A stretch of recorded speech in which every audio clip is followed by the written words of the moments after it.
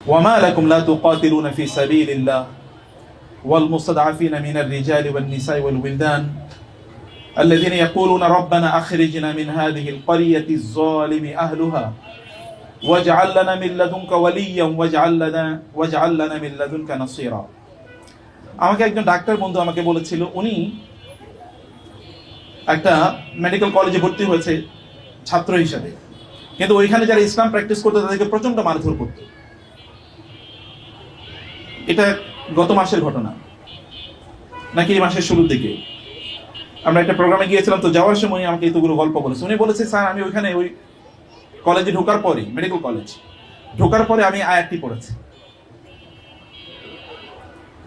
ঢোকার পরে আমি আয়াতটি পড়েছি। আয়াতটার মানে কি? তোমাদের কি হলো, তোমরা কেন তাদের জন্য যুদ্ধ করো না, তাদের উদ্ধারের জন্য,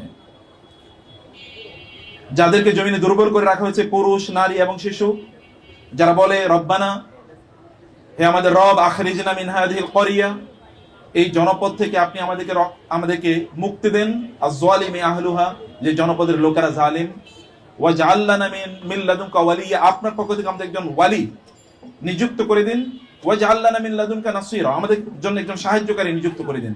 ওয়ালি আরবি ভাষায় উলিয়া মানে হচ্ছে এক ধরনের কন্ট্রাক্ট, চুক্তি।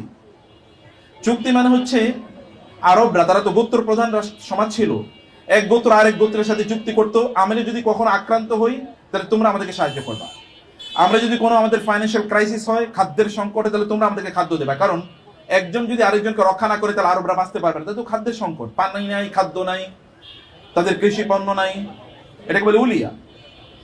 এরকম আমাদের জন্য এমন একজন ওয়ালায়া নিযুক্ত করুন, যিনি in case of our crisis, যখন আমাদের কোনো প্রবলেম হবে তখন আমাদেরকে রক্ষা করার জন্য এগিয়ে আসবেন, এরকম নিযুক্ত করুন। এবং ওয়াজআল লানা মিন লাদুনকা নাসীরা, আরবি ভাষায়, প্রাচীন আরবিতে নাসর শব্দ হচ্ছে military aid, massive military aid. মানে ধরেন কোথাও যুদ্ধ হচ্ছে, এই যুদ্ধে আপনি হিউজ পরিমাণ অস্ত্র প্রদান করলেন, অনেক পরিমাণ মুজাহিদ প্রদান করলেন, যোদ্ধা প্রদান করলেন, এটাকে বলা হয় নসর। এরকম নাসির প্রদান করুন যখনই আমরা we are fighting against our enemies, then you will aid us with military huge mammoth and massive military support। এরকম আমাদের জন্য নিযুক্ত করেন। উনি বলেন, আমি এখানে এই দোয়া পড়েছি, 4 বছর পরে যখন আমি ওখান থেকে বের হয়ে আসি, তখন ওই মেডিকেল কলেজে ইসলামের বিপক্ষে কথা বলার মতো কোনো লোক ছিল না। এই দোয়া কি আমরা জানি না? জানি, কিন্তু কোনোদিন মন থেকে পড়ি না। কোনোদিন মন থেকে না পড়ার কারণে এই যে আমরা মার খাচ্ছে, ধরেন 250 কোটি মুসলমান থাকার পরেও, এমন একটা রাষ্ট্র, ছোট্ট একটা রাষ্ট্র, কিন্তু তারপর ওই রাষ্ট্র আমাদেরকে মার দিচ্ছে, অথচ চারিদিকে মুসলিম রাষ্ট্র।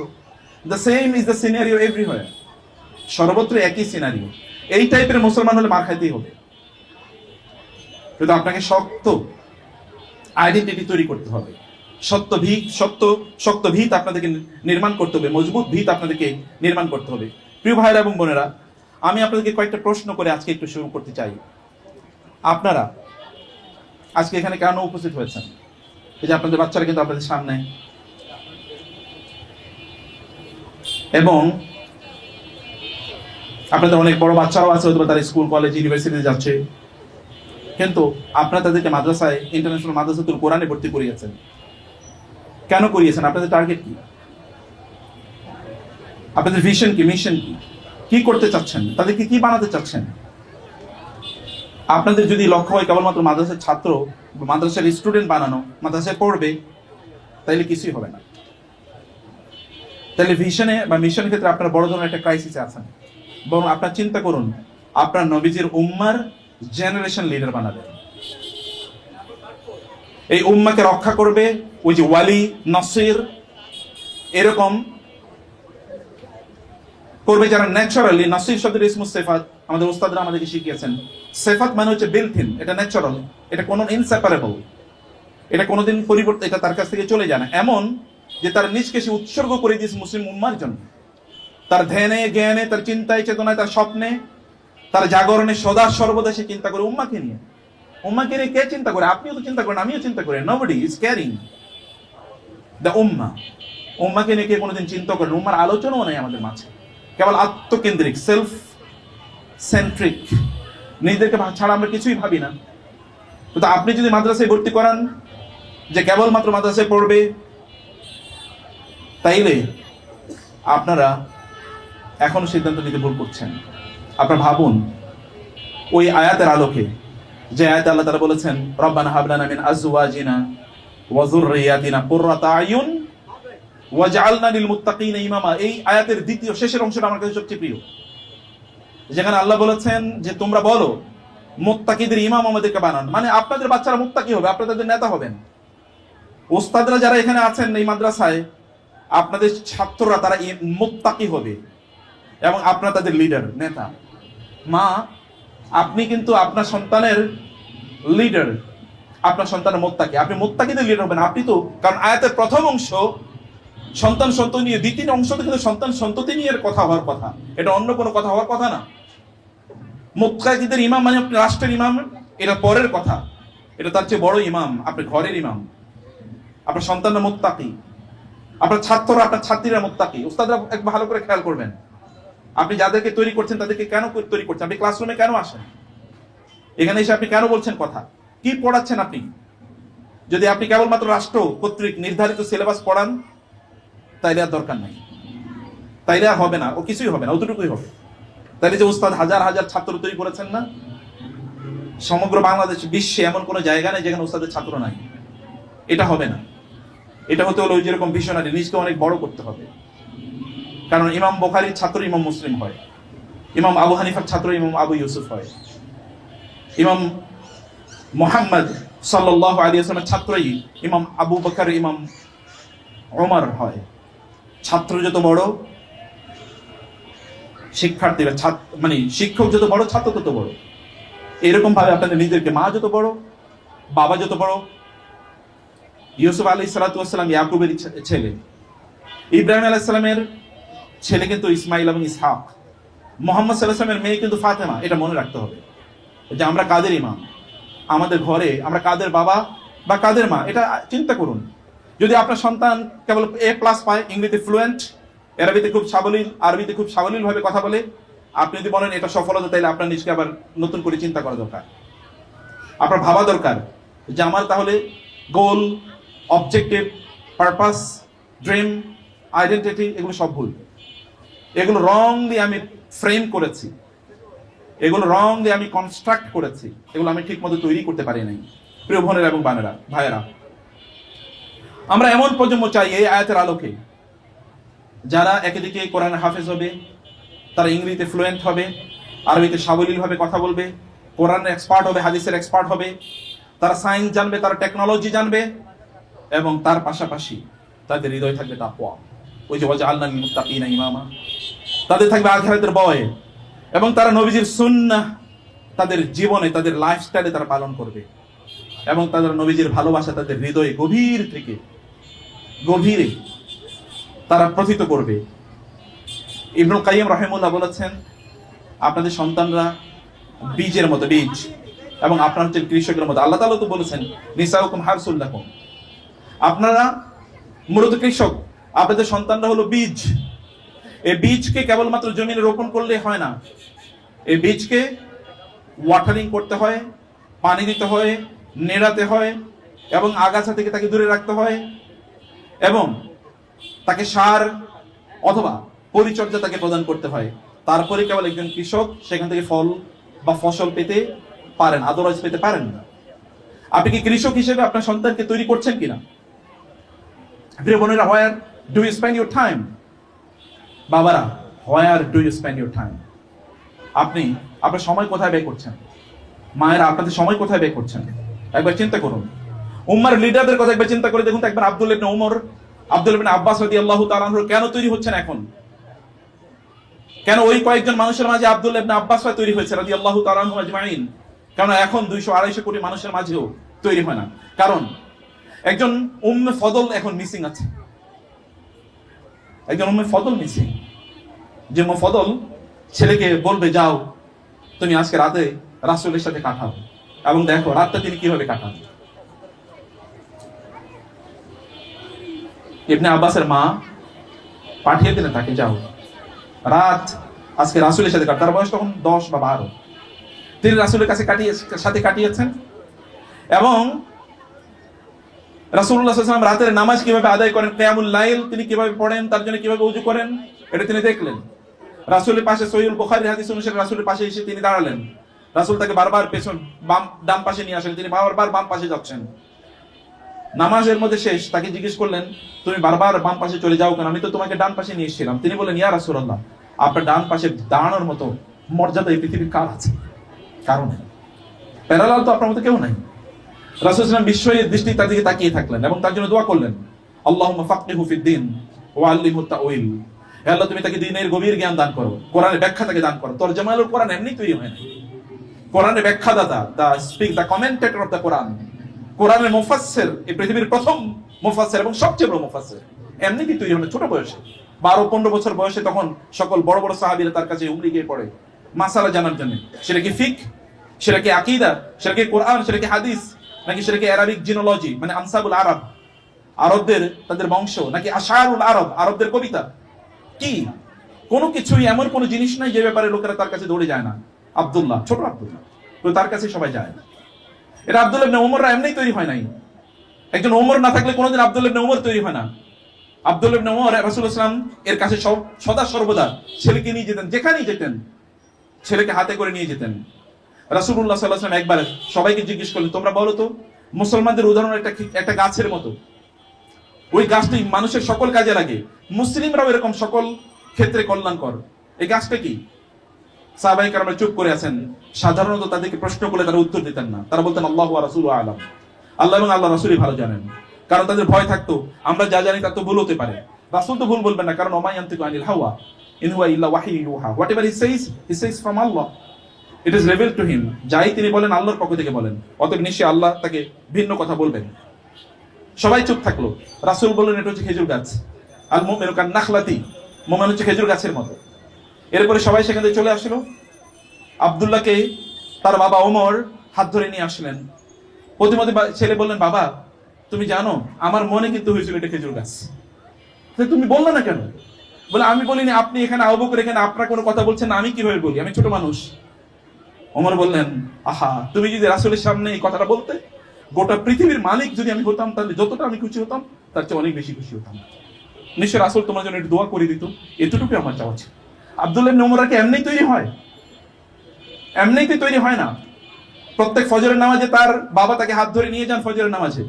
আব্দুল্লাহ দেখেছেন, ছোট্ট আব্দুল্লাহ রাসূলুল্লাহ সাল্লাল্লাহু আলাইহি ওয়াসাল্লাম প্রতিদিন ফজরের নামাজের পরে ছাত্রদের সাথে অর্থাৎ সাহাবীদের দিকে ফিরে বসে তিনি তার স্বপ্নের কথা বলতেন। গত রাতে আমি সেই স্বপ্নে দেখেছি, স্বপ্নের ব্যাখ্যা এটা, তোমরা কি কোনো স্বপ্ন দেখেছো বলো। তিনি স্বপ্নের ব্যাখ্যা বলতেন, অথবা অন্যদের স্বপ্ন শুনে তাই সেই স্বপ্নের ব্যাখ্যা বলতেন। আব্দুল্লাহ মনে মনে বলল, আহারে আমি যদি কোনো একদিন স্বপ্ন দেখতাম, কারণ বাবা তাকে হাত ধরে নিয়ে যায়, তিনি এটা এক্সপেরিয়েন্স করেন এভরিডে। ছোট বাচ্চা, তার মাথায় এই চিন্তা আসলো, আমি যদি এরকম একটা স্বপ্ন দেখতাম তাহলে আমি রাসূলকে বলতাম আমি এরকম স্বপ্ন দেখেছি, তিনি আমার স্বপ্নের ব্যাখ্যা করে দিতেন। শুনুন, আপনাদের বাচ্চারা কি চায়, ওদের ড্রিম কি, ওদের স্বপ্ন কি, ওরা আপনার কাছে কি বায়না ধরে, ওরা কি কল্পনা করে, ওদের চিন্তায় কি ঘুরে, দেখেন তো তার চিন্তায় কি ঘুরেছে। এবং সত্যি তিনি একটা স্বপ্ন দেখলেন। আমি লম্বা যেন না হয় কারণে শর্ট করে বলছি। সহিহ বুখারী একই হাদিস, তিনি স্বপ্ন দেখলেন, পরের দিন ফজরের নামাজে রাসূলকে বলবেন, হিম্মত নিয়ে গেছেন, কিন্তু ছোট মানুষ তো তিনি সাহস পেলেন না। এবার রাসূল সাল্লাল্লাহু আলাইহি ওয়াসাল্লামের স্ত্রী, তার বোন, তার নাম ছিল হাফসা বিনতে ওমর, তিনি হাফসাকে বললেন, আপু কি, আমি তো একটা স্বপ্নে দেখেছি, রাসূল নবীজিকে বলতে গিয়েছি, কিন্তু আমি তো ভয়ে বলতে পারি নাই, বলো বলো তুমি কি স্বপ্ন দেখেছো, আমি তোমার পক্ষে নবীজিকে বলবো। বলে আমি স্বপ্নে দেখেছি এরকম এরকম। রাসূলুল্লাহ সাল্লাল্লাহু আলাইহি ওয়াসাল্লাম আসলেন। আসার পরে হাফসা রাদিয়াল্লাহু তাআলা রাসূলের স্ত্রী বললেন, ইয়া রাসূলুল্লাহ, আপনার আব্দুল্লাহ তো এরকম স্বপ্নে দেখেছে, ও তো আপনাকে বলতে ভয়ে আপনাকে বলে নাই। রাসূলুল্লাহ সাল্লাল্লাহু আলাইহি ওয়াসাল্লাম কেবল একটা মন্তব্য করলেন, নি'মাল আব্দু আব্দুল্লাহ লাউ কানা ইউসাল্লি মিনাল লাইল। আব্দুল্লাহ অনেক চমৎকার, একটা অসাধারণ অ্যামেজিং চাইল্ড হতে পারে যদি কেবল তাহাজ্জুদের নামাজ আদায় করে, কিয়ামুল লাইল যদি করে। আব্দুল্লাহকে তার বোন এটা কনভে করলেন। ইতিহাসটা কি আপনি এখন সহিহ বুখারী আবার দেখেন, যিনি হাদিস বর্ণনা করেছেন তিনি বলেছেন, আব্দুল্লাহ যেদিন কথা শুনেছে তারপর থেকে মৃত্যু পর্যন্ত কোনোদিন কিয়ামুল লাইল, রাতের নামাজ, তাহাজ্জুদের নামাজ কোনোদিন ছাড়ে নাই। ছোট্ট একটা বাচ্চা, কি ইন্সপায়ারেশন, কি আইডেন্টিটি তার। স্বপ্ন, এটা বাবারা স্বপ্নে দেখেছে, এটা মায়েরা স্বপ্নে দেখেছে। আমি আজকের সাইকোলজিতে, সোশিওলজিতে বলা হয়, যদি আপনার সন্তানের সামনে তার আইডেন্টিটি, তার ভ্যালু, তার মিশন, তার ভিশন, সে কি হতে চায়, আপনি তাকে কি বানাতে চান, এটা যদি তাদের সামনে স্পষ্ট করতে পারেন, they will never lose their ways. তারা কোনোদিন পথ হারাবে না, কোনোদিন পথ হারাবে না। এখন যদি আমি আপনাদেরকে দাঁড় করে এখানে জিজ্ঞেস করি, সাধারণত আমিও শিক্ষক, ওস্তাদের সিলসিলা ধরে আমিও পড়াই, এবং আমি প্যারেন্টসদেরকে, আমার স্টুডেন্টদেরকে জিজ্ঞেস করি তুমি কি হতে চাও, এবং এখনকার অধিকাংশ ছাত্রই হচ্ছে বুড়া বুড়ি আমার। এখন আপনাদেরকে যদি দাঁড়া করাই যে কি হতে চান, আপনি কি বলতে পারবেন বলে তো? আপনার বাচ্চারা কি বানাইতে চান? মাদ্রাসায় যে কেন ভর্তি করেছেন তাও অনেকে জানেই না। কেন মাদ্রাসায় ভর্তি করিয়েছেন? আপনার একটা ভিশন রাখেন। একজন যদি ডক্টর আবু ইউসুফ খান যদি আরেকজন বাংলাদেশে হতে পারে, তাহলে একটা তামিল মিলাত মাদ্রাসা হয়, তাই না? মানুষ নির্মাণ করা, মানুষ তৈরি করা। মানুষ তো নাই পৃথিবীতে, মানুষের অভাব। গরু ছাগলের যখন বাচ্চা হয় তখন তাকে টেক কেয়ার করার প্রয়োজন হয় না, এগুলো এমনি বড় হয়। মানুষের বাচ্চাকে টেক কেয়ার করা লাগে, এটাকে বলে তারবিয়া। তারবিয়া মানে কি? তারবিয়া মানে হচ্ছে পানি, ইয়ামত তারবিয়া দেখবেন ওই যে হজে 8ম দিনকে ইয়ামত তারবিয়া, তার মানে হচ্ছে ওই যে প্রাণীগুলোকে পরে আরাফাতে নিয়ে যাওয়া হবে এবং মিনায় যেগুলোকে কোরবানি করা হবে, এগুলোকে ওই দিন পানি পান করানো হয়, ওয়াটারিং তারবিয়া। মানে হচ্ছে আপনার এই বাচ্চাদেরকে ওয়াটারিং করবেন, ওদেরকে নির্মাণ করবেন, ওদেরকে বিনির্মাণ করবেন, ওদের সামনে আইডেন্টিটি আপনাকে তুলে ধরতে হবে। যদি আপনি তুলে ধরতে পারেন তাইলে ওরা বলবে আই এম মুসলিম ফার্স্ট। দেখেন না এখন বাংলাদেশে কত নামধারী মানুষ, দেখুন না তারা বলে যে আমি আগে বাঙালি তারপরে মুসলমান, এ কথা বলে কিনা? আপনি কি আমার কথা বুঝতে পারেন নাই? বাংলাদেশের লোকেরা এই কথা বলে না আমি বাঙালি ফার্স্ট তারপরে মুসলমান? এটা যদি কেউ বলে তাহলে আল্লাহর কসম সে মুসলমান থাকবেন। কারণ নবীরা আমাদেরকে শিখেছে ওয়া আনা আউয়ালুল মুসলিমিন। আপনি উম্মতে, আপনি মিল্লাতে ইব্রাহিমের দাবি করেন, আর ইব্রাহিম আলাইহিস সালাম বলেছেন ওয়া আনা আউয়ালুল মুসলিমিন, আমি প্রথম মুসলিম। ওয়া আনা আউয়ালুল আবিদিন, আমি প্রথম ইবাদতকারী। আপনাকে আউয়াল হতে হবে। আউয়াল কিসে? আউয়াল বাঙালি? আউয়াল হচ্ছে মুসলিম, আপনার আইডেন্টিটি মুসলিম। কবরে যায় দেখেন নাকি জিজ্ঞেস করে কোথায় জন্ম নিয়েছো, দ্যাট ডাজন্ট ম্যাটার। মক্কায় জন্ম নিল আবু লাহাব হতে পারে, আবু জাহেল হতে পারে। মক্কায় জন্ম নিল আবার ফারসে জন্ম নিল সালমান আল ফারিসি হতে পারে। রোমে জন্ম নিল সুহাইব আর রুমি হতে পারে। এটা প্লেস ডাজন্ট ম্যাটার। ম্যাটার হচ্ছে আপনার কাজ, আপনার কর্ম, আপনার আইডেন্টিটি, আপনি কি করছেন। অতএব এটা আপনাদেরকে করতে হবে, 1 নম্বর পয়েন্ট। 2 নম্বর পয়েন্ট হচ্ছে আপনাদের সবাইকে রাখাল, সবাই কেমন রাখতে হবে। কুল্লুকুম রাঈন ওয়া কুল্লুকুম মাসউলুন আন রাইয়াতি। মায়েরা বাবার আপনার রাখাল, আপনাদের অধীনে যারা আছে ওরা কিন্তু ক্যাটেলের মতো। আল্লাহ রাসূল বলেছেন তোমরা শেফার্ড। এমনকি আপনি আপনার সন্তানের জন্য রাখাল, ওস্তাদরা আপনাদের ছাত্রদের জন্য, ছাত্রীদের জন্য রাখাল, এবং তোমরা যারা শিক্ষার্থী আছো যদি তোমরা বুঝো তাহলে তোমরা তোমাদের নফসের রাখাল। নফসকে নিয়ন্ত্রণ করো। কদ আফলাহা মান যাক্কাহা ওয়া লিমান খাফা মাকাম রাব্বিহি জান্নাতান ওয়া মিন দুনিহিমা জান্নাতান। সফলতা কেবলমাত্র নিজের নফসকে নিয়ন্ত্রণের মাধ্যমে আসে। নফসকে নিয়ন্ত্রণ করতে হবে। এই নফসকে নিয়ন্ত্রণ করতে হবে রাখালের মতো।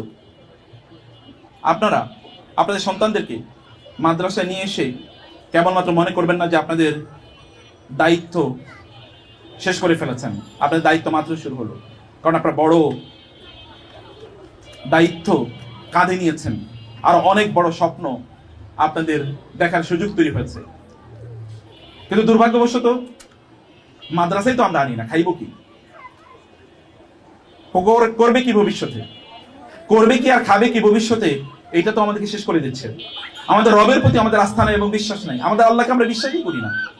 যদি বিশ্বাস করতাম তাহলে বলতাম ওমা মিন দাব্বাতিন ফিল আরদি ইল্লা আলাল্লাহি রিজকুহা। তাকে কি আল্লাহ তাআলা রিজিক ছাড়া বানাইছে নাকি? আপনি যে সম্পদ উপার্জন করেন এটা তো আপনার সন্তানের কারণে। ইন্নাকুম তুনসারুনা ওয়া তুদাফু ওয়া তুযাকুনা বিদুআফাইকুম। তোমাদের রিজিক তো তোমাদের শিশুদের কারণে আসে।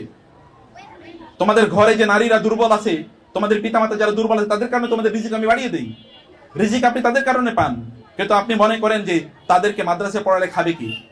যে রবের সাথে, যে রবের সৃষ্টি তারা, যে রব তাদের জন্মের 50,000 বছর আগে তাদের জন্য রিজিক নির্ধারণ করে রেখেছেন, তার সাথে কানেক্টেড না রেখে আপনি কি খাওয়াবেন? তার সাথে কানেক্টেড না রেখে আপনি কি করবেন তাদেরকে দিয়ে? You have taken the right decision. International মাদ্রাসার কোরআনে নিয়ে এসেছেন, কিন্তু কেবলমাত্র মাদ্রাসার উপরে ছেড়ে দেবেন না, এবং এই কারণে কয়েকদিন পরে পরে মাদ্রাসার বিরুদ্ধে অভিযোগ দেবেন না। মাদ্রাসায় কয় ঘন্টা কাটায়? না 4 ঘন্টা 5 ঘন্টা, বাকি তো 24 ঘন্টার মধ্যে 17, 18, 19 ঘন্টা আপনার সাথে কাটায়। আপনার ঘরটাকে আপনি কিভাবে বানাচ্ছেন, কিভাবে তৈরি করছেন? মানুষ ঘরের কারিগর আপনার ঘরটাকে বানান। এবং এভাবে আপনাদেরকে আপনাদের সন্তানকে বিনির্মাণ করতে হবে। প্রিয় ভাইয়েরা এবং বোনেরা, এটা একটা ট্রায়াঙ্গুলার, একটা কমপ্লেক্স, এটা 3 কোণা বিশিষ্ট একটা ঘর। আপনার সন্তানরা, একদিকে আপনার সন্তান, অন্যদিকে মাদ্রাসা এবং উস্তাদরা, এবং অন্যদিকে আপনারা, এই 3টা পিলার মিলে তারপর এটা তৈরি করতে হবে।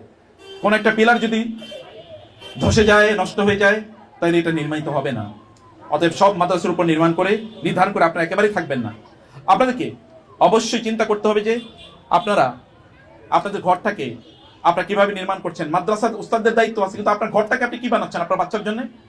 সেখানে সে কি পাচ্ছে? মনে রাখতে হবে আপনার ঘর ইজ দ্য ফার্স্ট মাদ্রাসা।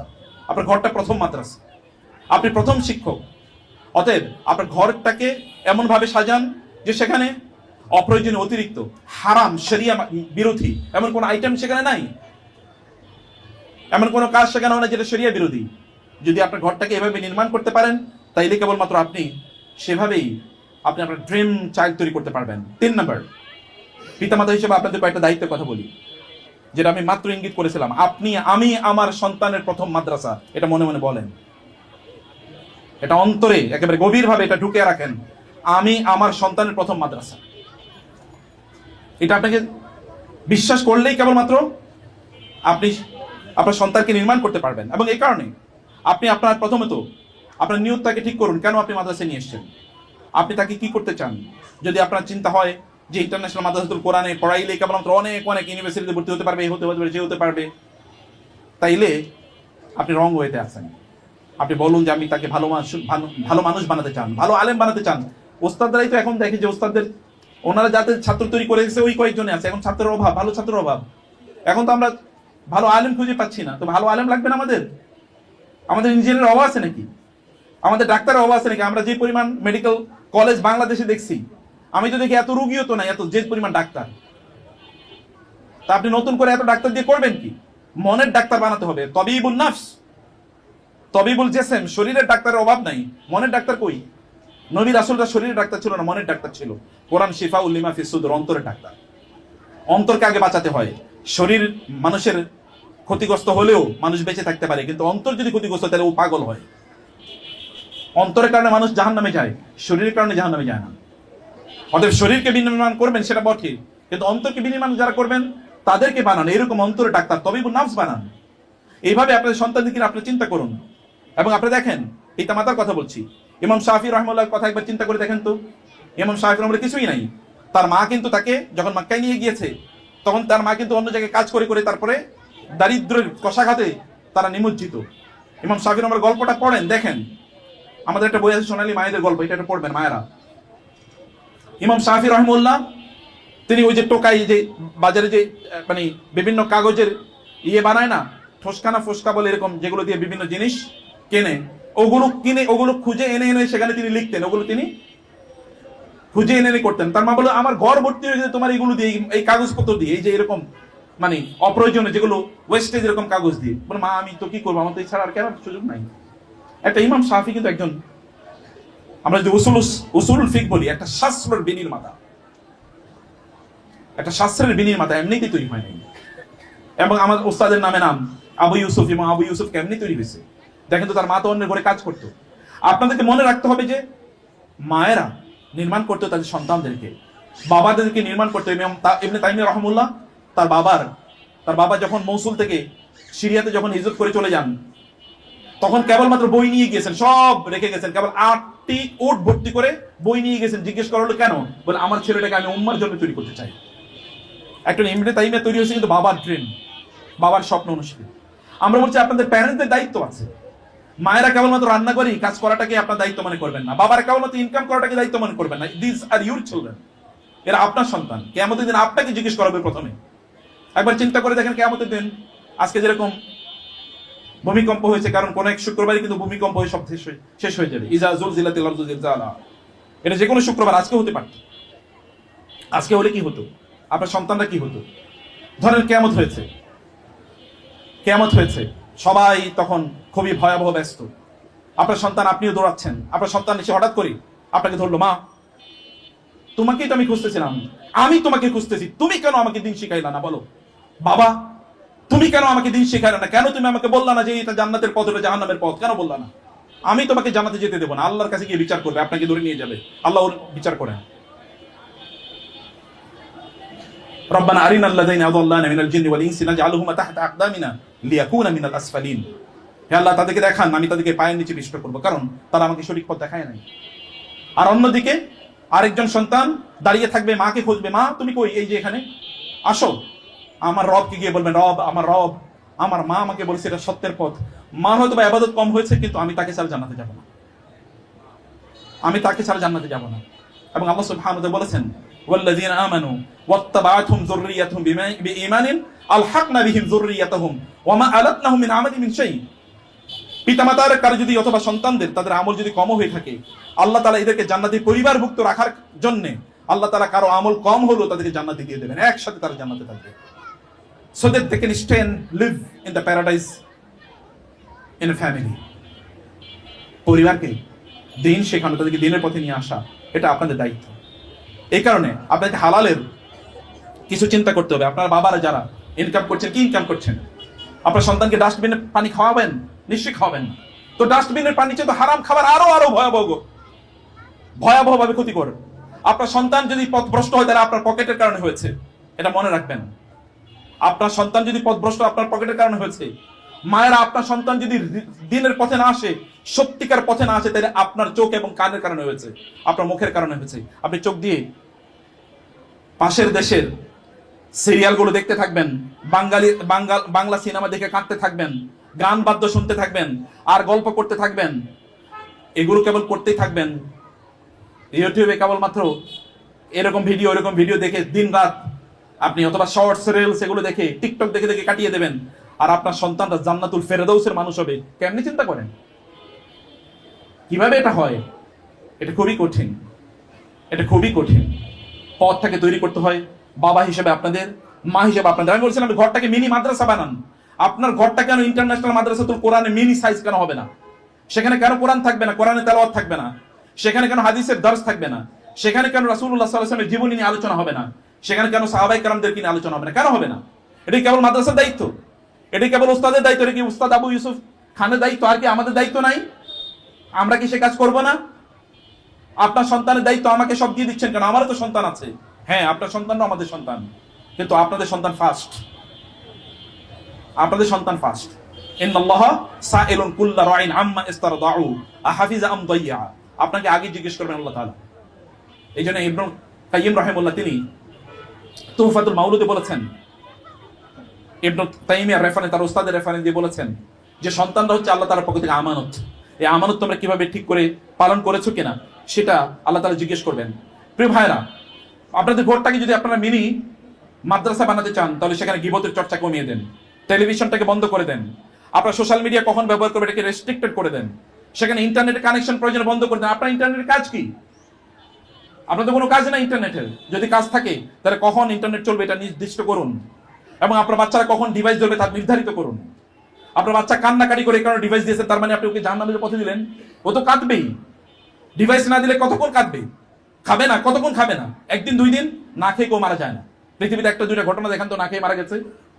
ফিলিস্তিন ছাড়া না খেয়ে কোনোদিন মারা যায় না, মানুষ মারা যায় না। মানুষ খেয়ে মারা যায়, মানুষ খেয়ে মারা যায়। 1-2 দিন না খেলে কিচ্ছু হবে না। 1-2 বেলা না খেলে ও এমনিতেই খাবে। অতএব এটার কারণে ওদেরকে নষ্টের পথে নিয়ে যাবেন না। 4 নম্বরে টিচারদের কথা বলছি। টিচাররা, সম্মানিত টিচাররা, আপনাদের দায়িত্ব হচ্ছে, আপনারা আলেমরা নবীদের উত্তরসূরি। রাসূলুল্লাহ সাল্লাল্লাহু আলাইহি ওয়াসাল্লাম তিনি কি করেছেন? তিনি তো প্রজন্ম তৈরি করেছেন। একবার চিন্তা করে দেখুন, সাহাবায়ে কেরামের মতো একটা জেনারেশন, এই গোটা পৃথিবীতে একটা আবু বকর থাকলে কি হতো? আয়ান কুসুদ্দিন ওয়া আনা হাইয়ুন। ওমর রাদিয়াল্লাহু তাআলা লক্ষ্য করে তিনি বাঘের মতো গর্জে উঠলেন, ওমর তুমি বলো কি? তুমি কি বলো? জাব্বারুন ফিল জাহিলিয়াতে খাওয়ানুন ফিল ইসলাম। আমি তো তোমাকে জাহিলি যুগের বাঘ জানতাম, ইসলামে এসে তুমি আবার এরকম ভেড়া বিড়ালের মতো কেন হয়ে গেলা? মনে রাখবা ওমর, তুমি আমার সাথে যুদ্ধ করো বা না করো তাতে কিছু যায় আসে না। আবু বকর বেঁচে থাকতে ইসলামের গায়ে কেউ একটা আঁচড়ও ফেলতে পারবে না। যারা শিক্ষক শিক্ষিকা, আপনাদেরকে নবীর মতো করে আচরণ করতে হবে।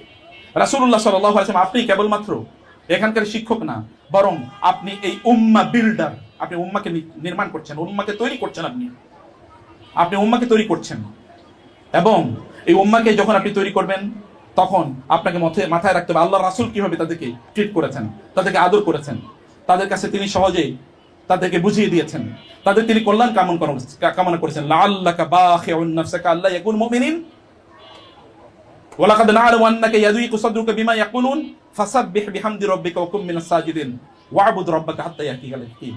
লোকেরা আপনাকে কষ্ট দিচ্ছে, আপনি নামাজে দাঁড়িয়ে যান এবং তাদের জন্য আপনি কল্যাণ কামনা করেন। ওস্তাদকে এমনি হওয়া যায়? আমার ওস্তাদ দেখে, আমি তো ওস্তাদ একেবারে পাশের রুমে ছিলাম এবং I am blessed that I was very much close to him. আমি ওস্তাদ একেবারে কাছে ছিলাম। ফজর নামাজে কিভাবে আমাদেরকে ডেকে তুলেছে আমরা জানি। ফজর নামাজে আমরা ঘুম থেকে উঠতাম না, মানে সময়ত উঠতাম না, কিন্তু ওস্তাদ ডেকে তুলতেন। ওস্তাদের ঘুমাতেন পরে উঠতেন সবার আগে। এটা এমনিতে তৈরি হয় নাই। আপনারা আপনাদের সন্তানদেরকে কিভাবে নির্মাণ করছেন এটা একটু দেখেন। আমি 2-3 মিনিটের মধ্যে, 3 মিনিট 5 মিনিটের মধ্যে আমি শেষ করছি। আপনাদেরকে যে কথা বলছি, আপনারা নবীদের মতো করে আপনাদেরকে আচরণ করতে হবে, নবীদের মতো কল্যাণকামী হতে হবে। আপনাদের সন্তানদের জন্য আপনার দোয়া করতে হবে, ওস্তাদরা দোয়া করতে হবে, আল্লাহ তুমি আমার এই শিক্ষার্থীটাকে এরকম বানিয়ে দাও। তো ও যদি একজন সত্যিকার অর্থে আলেম হয়, আমার এই ওস্তাদ তিনি কত লক্ষ ছাত্র, কত লক্ষ না কত লক্ষ লক্ষ ছাত্র দোয়া পাচ্ছেন প্রতি মুহূর্তে।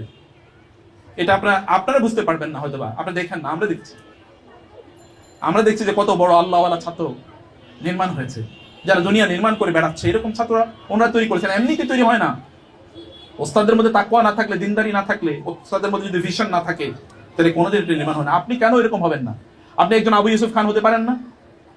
ডক্টর মুফতি আবু ইউসুফ খানের আপনি একজন হন, অথবা আপনি একজন ইমাম আবু হানিফা হন না? আপনাকে কে বারণ করলো, কে নিষেধ করলো আপনাকে? এটা হওয়া আপনার জন্য সম্ভব, সহজ, কিন্তু আপনার সামনে ডিম নাই, স্বপ্ন নাই। এরকম একটা স্বপ্ন আপনাকে লালন করতে হবে। আর রাসূলুল্লাহ সাল্লাল্লাহু আলাইহি ওয়াসাল্লামের মতো আপনাকে এরকম চিন্তা, অবচেতন আপনাকে অবশ্যই লালন করতে হবে। প্রিয় ভাইরা, সর্বশেষ আমি স্টুডেন্টদের কথা বলি। বাচ্চারা আমি জানি ওরা বুঝবেন, কিন্তু আপনারা বুঝবেন। আপনারা জানেন রাসূল সাল্লাল্লাহু আলাইহি ওয়াসাল্লাম বলেছেন, মান সালাকা তরিকান ইয়ালতামিসু ফিহি ইলমান সাহারাল্লাহু লাহু তরিকান ইলাল জান্নাহ। তোমরা কিন্তু জান্নাতের পথে আছো জানো। এই কারণে তালিবুল ইলমদেরকে নিয়ে আমার হিংসা হয়, আমি খুবই হিংসা করি তাদেরকে। কেন হিংসা হয়?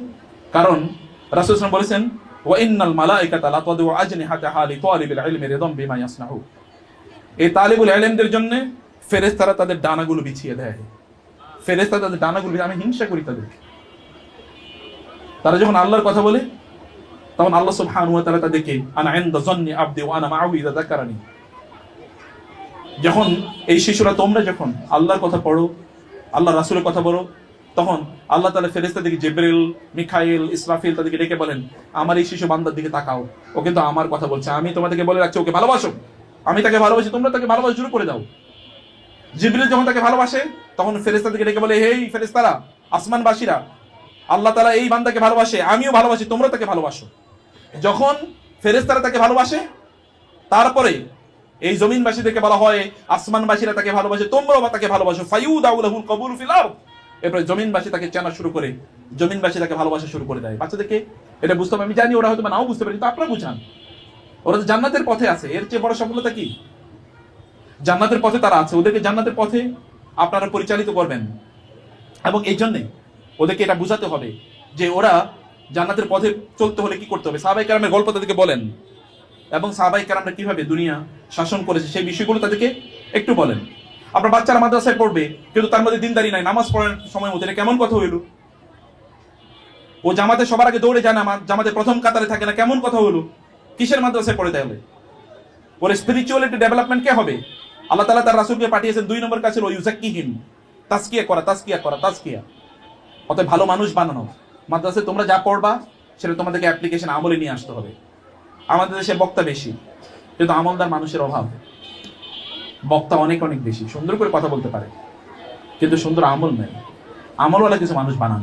রাসূল সাল্লাল্লাহু আলাইহি ওয়াসাল্লাম বলেছেন, আল্লাহর কিছু বান্দা আছে, আল আখফিয়া, আল আতকিয়া, আল আখফিয়া, আল আবরিয়া, এমন কিছু বান্দা আছে কেউ তাদেরকে চেনে না, কিন্তু যদি লাউ আকসামা আলাল্লাহি লা আবাররাহ, যদি আল্লাহর নামে এরা কোনোদিন কোনো কথা বলে, তাহলে আল্লাহ তাআলা বলেন, আমার এই বান্দার মুখ থেকে যেহেতু কথা বের হয়েছে, অতএব এটা আমি ঘটিয়ে ছাড়বই। এরকম কিছু বান্দা আছে আল্লাহ। এমন একটা বান্দায় আপনার সন্তানগুলো, তোমরা এরকম নিজেদেরকে তোমরা বানাও, তোমাদের নিজেদেরকে তোমরা এরকম ভাবে তৈরি করো।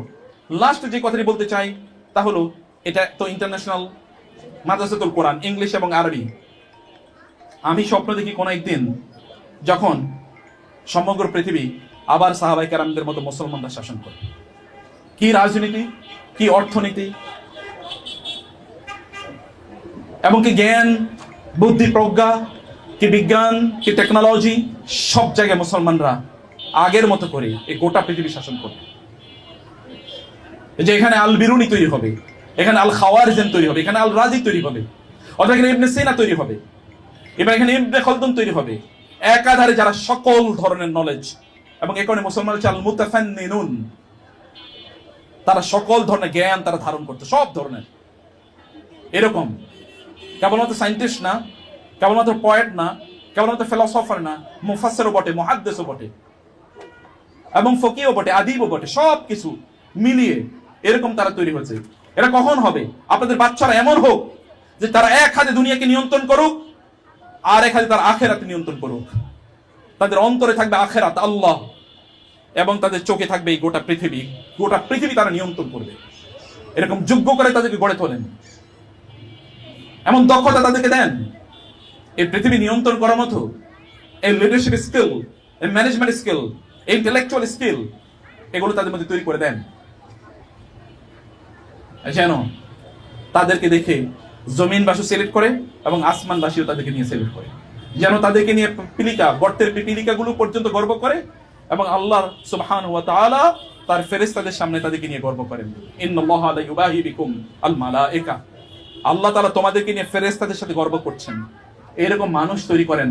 এই তৈরি করার জন্য আমরা এই যে তিনটা যে পিলার কথা বলছি না, এই তিনটা পিলার নিয়ে চলুন আমরা কাজ করি।